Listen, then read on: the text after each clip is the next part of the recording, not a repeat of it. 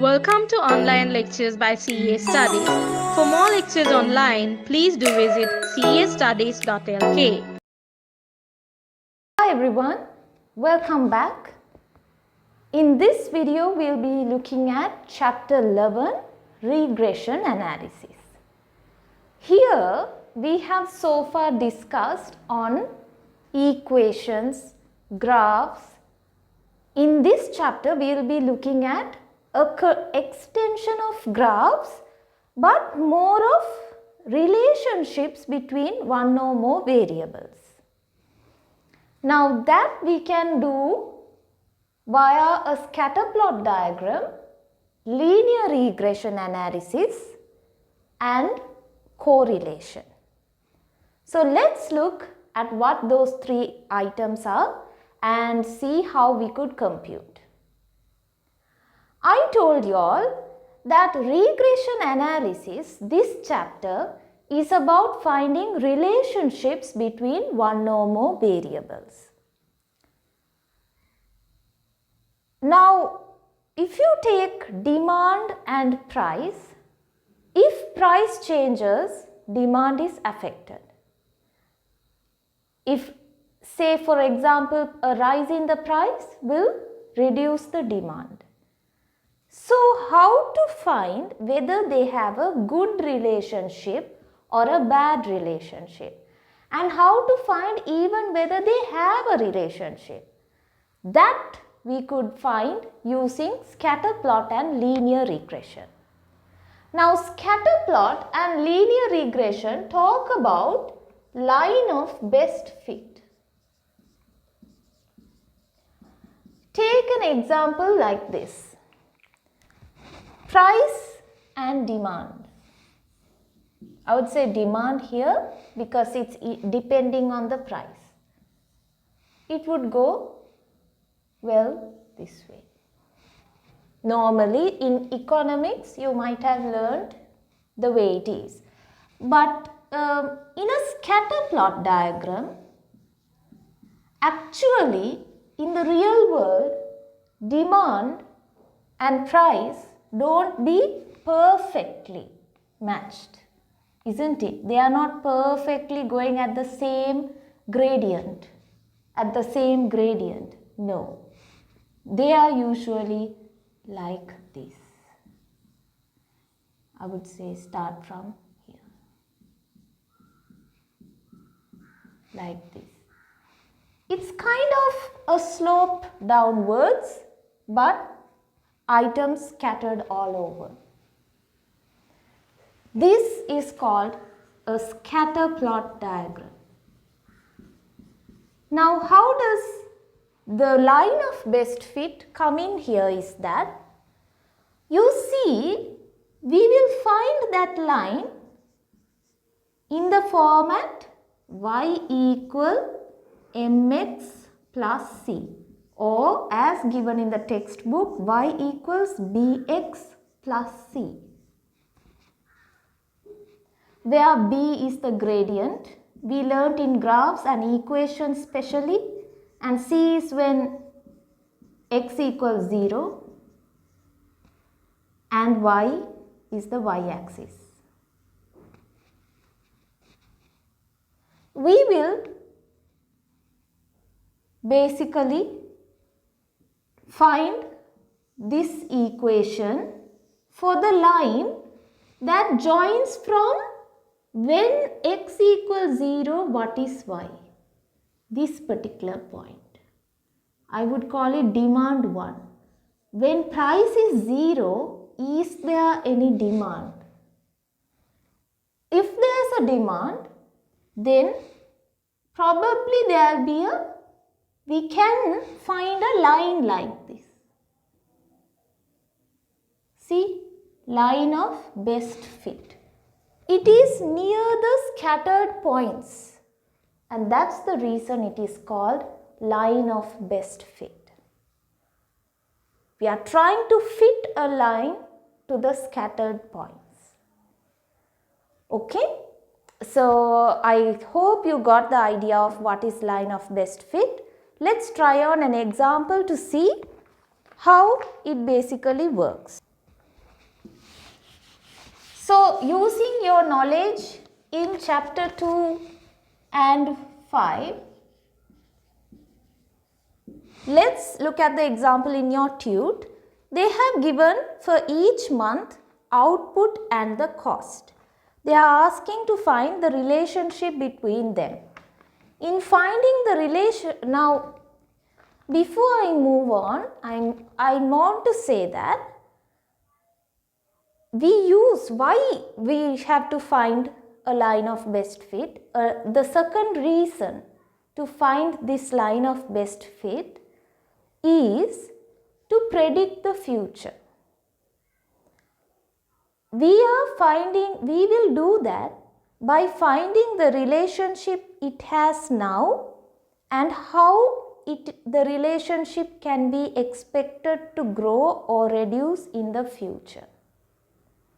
So, we will look at the relationship now and use that relationship to predict the future. That's the reason we draw a line of best fit to form the relationship equation and then substitute values to the equation so that we can predict those values will be future values like budgeted values, where we could then predict a budgeted cost or budgeted whatever the variable applicable to the line. Okay, so in this example we have output and costs. Output is the independent variable. Independent. So its independent variables are represented by the y-axis. Cost is it's represented by the x-axis, okay?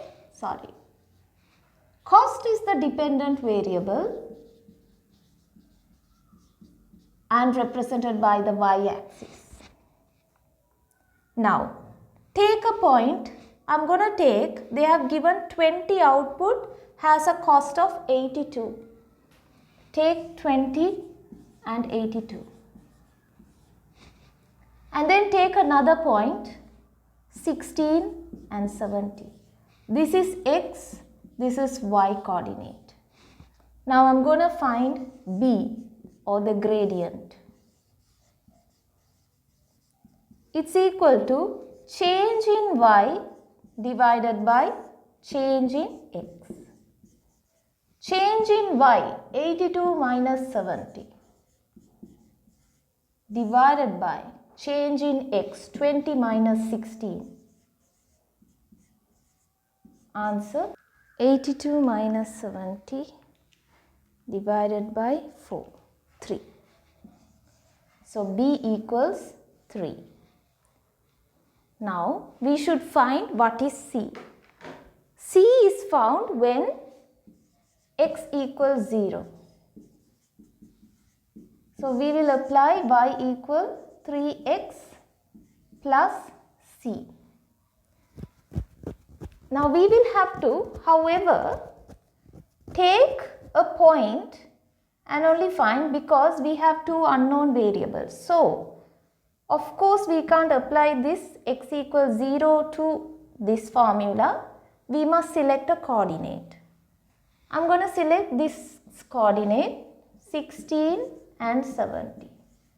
What is c? So y is 70, x is 16 plus c.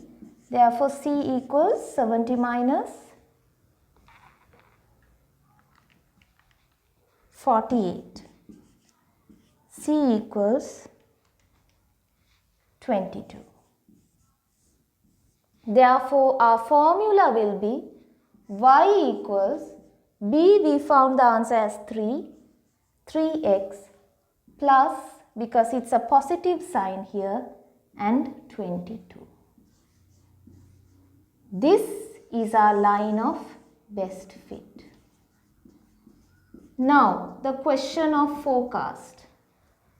What will be the answer, or what will be the cost if we produce 16,000 units? if we produce 16,000 units, what will be our cost? So our equation is y equal 3x plus 22. If you are going to produce 16,000 units, okay, and imagine this is in thousands, right? Since we didn't consider 1000, we can substitute 16 here. So y equals 3 into 16. We had 16. Now let's assume 40. 40. Y equals 3 multiplied by 40 plus 22. Y equals 120 plus 22. The cost for 40 units of production is 142. Now this is missing the zero, so I am going to substitute the zeros here. 142,000. This is how you substitute figures into a scatter plot diagram and get the relationship and use it to forecast future figures. So basically you will select at this output 40,000 units, what is my cost? We found cost is 142,000. And this is now not the denom, it is the cost and quantity axis. Alright. So again I would say line of best fit means the line that is drawn between the scattered points in order to find the best fit within scattered items. Okay. So with that we finish scatter plot diagram related lines of best fit and how to find that. We don't stop from creating the equation. We continue to finding the forecasted information for the equation. This is what the examiner will mostly ask. They will ask straight away what will be the cost if the output is 40,000. Then what you should do is first of all find the equation using the equation steps, then substitute the units into the equation to get your y-axis answer. That's a worst case, like the hard case scenario where examiner will test hardly, but the easy point is they might give you the formula and ask you to predict. That would be a very easy question. Fine. Next let's look at linear regression. Linear regression also focuses on finding the equation for the line of best fit. It's interesting. So the same thing, it relates to the scatter plot diagram, and this line's equation, one method we just discussed, second method is using linear regression. Okay. So linear regression also follows the same format of the equation, no change. What changes is the way of calculating it.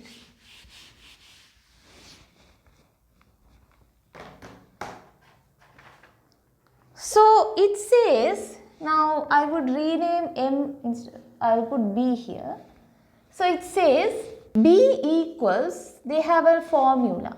This is under linear regression. Okay.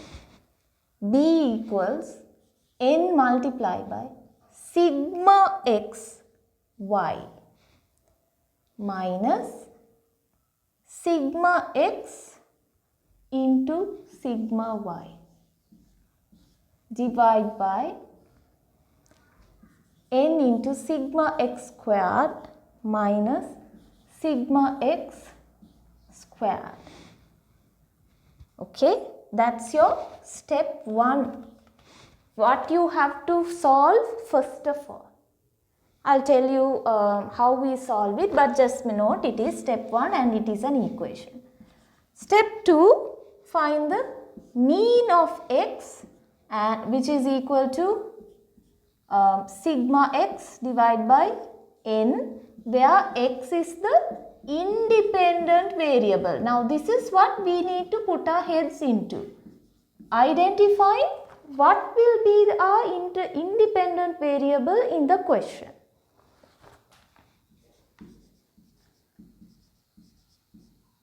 Identifying what will be a independent variable in the question. And then 3 sigma y divided by n, where y is our dependent variable.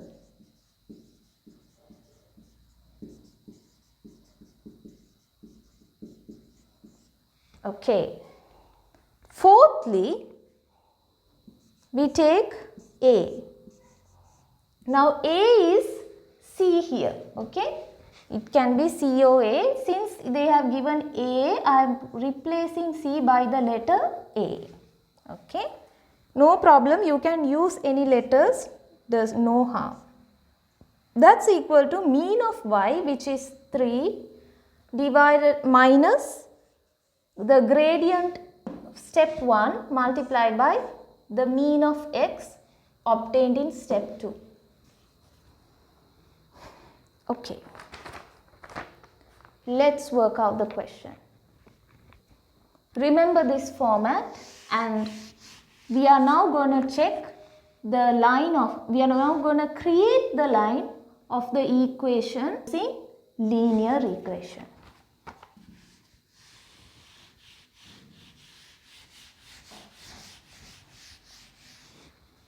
Now we should create a table. First column of your table should have the x-axis details.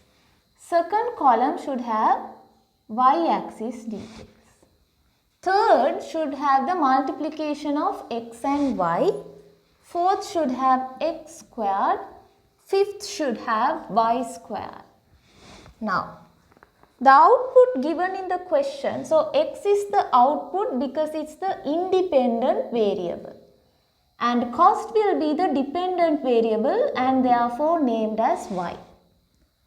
In the question they have given that output is equal to 20, 16, 24, 22 and 18, and the related costs are 82, 70, 90, 85 and 73. Now, get the multiplication of x and y. It should be 20 multiplied by 82. How much? 1640. 16 by 70. 1120. 90 by 24. 2160. 85 into 22. 1870. And 73 into 18. 1314. Then get x squared. X squared means this x's square. Square means what? X multiplied by x itself. The item being multiplied by the item itself. Right. So it will be 20 squared. 20 to the power 2, which is 400. Here 16 squared. 16 to the power 2. 256. 24 to the power 2. 576. 22 to the power 2 is 484. And 18 to the power 2, 324. Then y squared. Now y squared, what is y? Here y is the cost. Then the square of it. The square of it is 82 squared is equal to 6724. and then we get 4900, that is 70 squared. 90 squared is 8100. 85 squared is 7225, and 18 square 73 squared is 5329. Now you can apply this table in any scenario of your exam. Don't worry whether what will be x and what will be y, because that doesn't really matter. What matters is the format. So please remember this format to apply the figures in your given as per the question in your exam. Okay, so now next step is take the total of each column.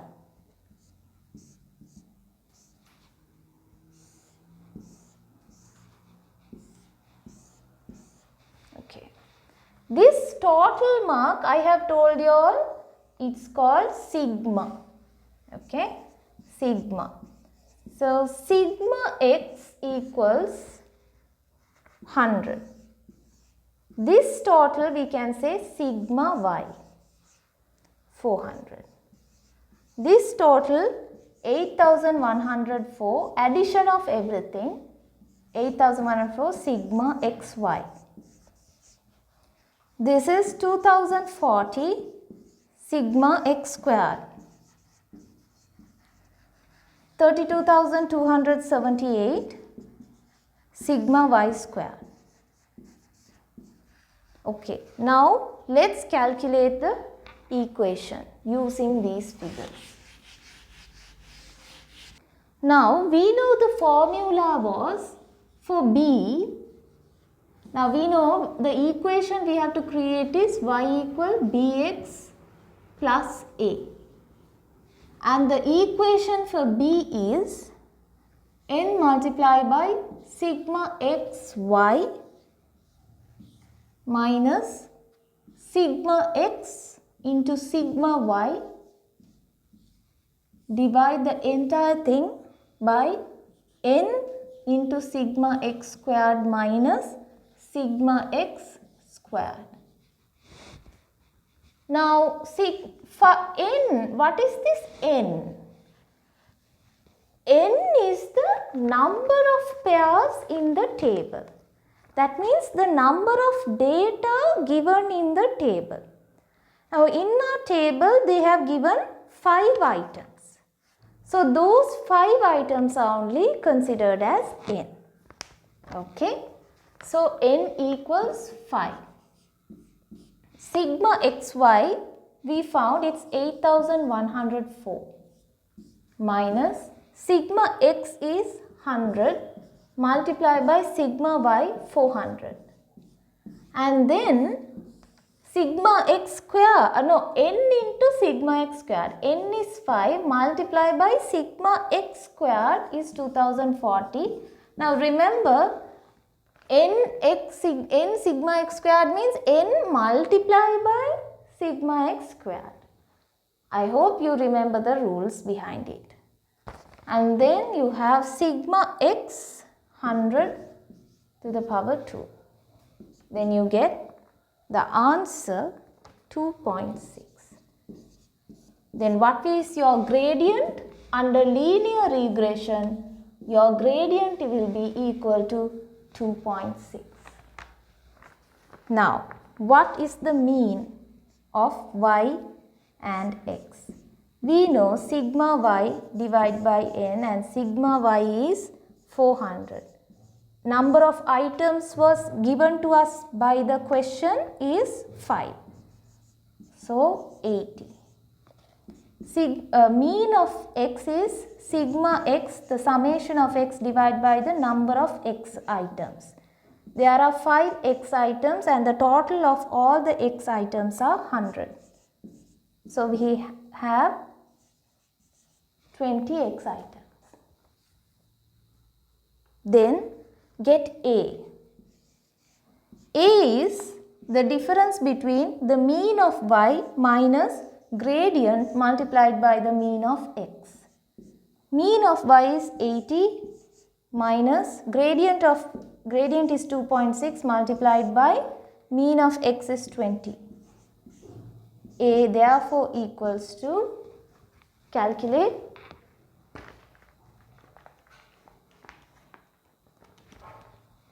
28.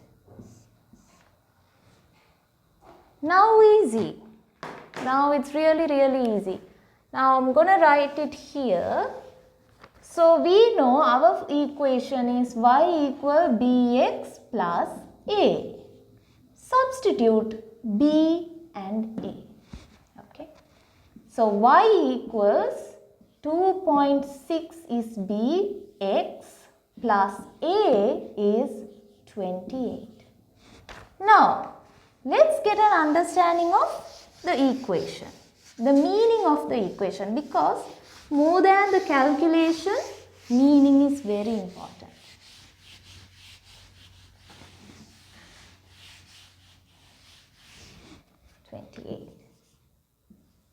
Now, according to this question looked at forming the relationship between output and cost, where output was x and cost is y. If cost is y, isn't this the total cost?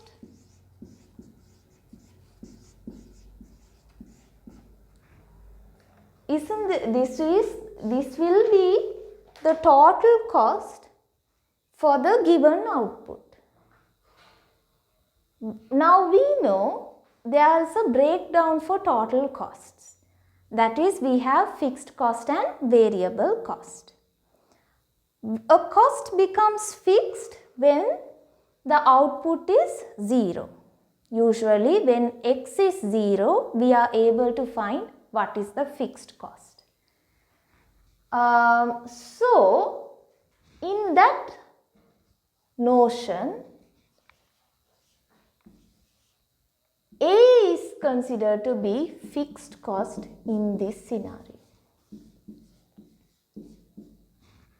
because this is y is representing the total cost. Total cost includes fixed and variable cost, and fixed is when output is 0, and this is exactly when output or x is 0. So, this will be named as fixed cost, whereas B, the gradient, will be representing variable cost. Why is that? Because x is the output, and as the output changes, the cost of that output changes by this variable cost, because it is changing the cost at each level of output. That's why the examiner wants you to know that if they give a cost related equation, the fixed portion is the fixed cost. There's a question number 30 in the revision kit. Try that. I will remind what that question number is again at the end of the chapter, because it's a mix of all, but don't forget, they will ask definitely probably in the exam that what is the fixed cost out of this equation. Then just don't go to put when x equals 0, what is y, don't go to find, because obviously this entire thing will be 0 and y will be equal to 28. So you could find it that way also, but it's good to remember that this will represent fixed cost, and even though this is called the gradient is the thing that changes the variables. It changes the variables from one position to another. So what change in the cost scenario, what changes variables is the variable cost. So you should be able to identify that from the equation. Okay, so with that, right, with that we finish linear regression analysis, and now we'll move on. And now we'll move on to looking at correlations or relationships between variables. Thank you for watching the video. Stay tuned with castudies.lk for more lectures online.